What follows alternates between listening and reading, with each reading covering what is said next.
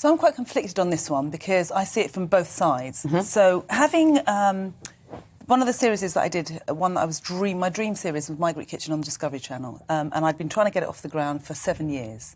Of course, I finally get it off the ground when I'm pregnant with number 3, and it wasn't an option for me not to do it. So I ended up being on location with a 10-week-old baby, and it was very, very hard. I'm not entirely sure it was the best for the baby, and I think if the sound guy or the sound girl had been pregnant, she wouldn't have been able to do what I did. So it is a conflict. I understand that sometimes there's certain jobs that you do need to be able to take baby in, but I think you're at a privileged position if you are the person that can take the baby in. So is it fair across the board to other women who don't have that luxury? That's the thing. OK, well, I think Lindsay Hoyle there was very fair. You know, women have been in the House of Commons now for just over 100 years. But I think you need to understand as well a little bit about the job. There's two jobs, there's two roles, really, as an MP. You've got your work in the constituency, which you can delegate to others. You will get some extra money for staffing so people can do that job.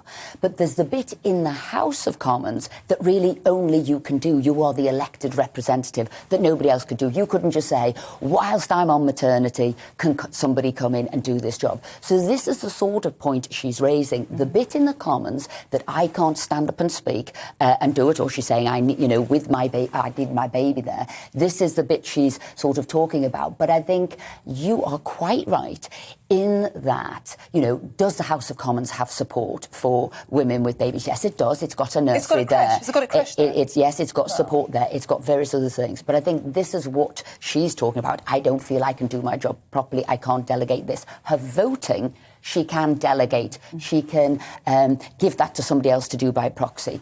But you're quite right. There are lots of other people, you know, who I know who might be working in retail, in hospitality, in various other jobs, that they could not have their baby with me. And so you can't have a very, I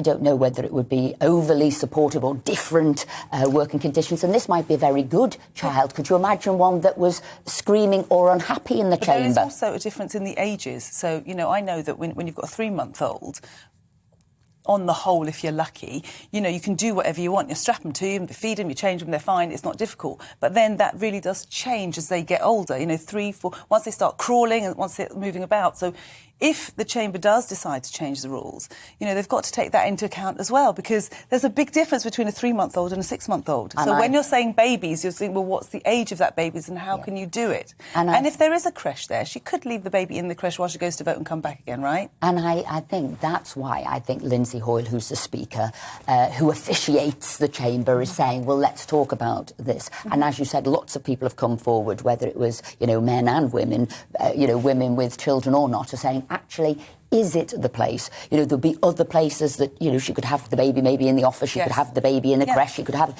Is the chamber the place, which is the big debating chamber? What was quite surprising is that he said that he was lobbied by many MPs, but mainly women MPs, not to change rules, which was, I found that quite surprising, actually. I think also people need to know what the rules in the chamber are strict anyway. You couldn't hold up a sign to campaign about something. You're not meant to wear a T-shirt that advertises something. So anything that is distracting, taking away from the debate, seen as a form of advertising, whatever, you cannot do. The one thing I will say, and one thing that Stella is excellent about, really, like bringing things to the forefront, bringing campaigns to the forefront. And listen, she's certainly done that here, hasn't she? She's got her picture in every photo. Now, I don't know what our GB viewers think of that. Should we have babies in the chamber? Would they be distracting? Could they be crying? Is it good for them? Is it good for the mum?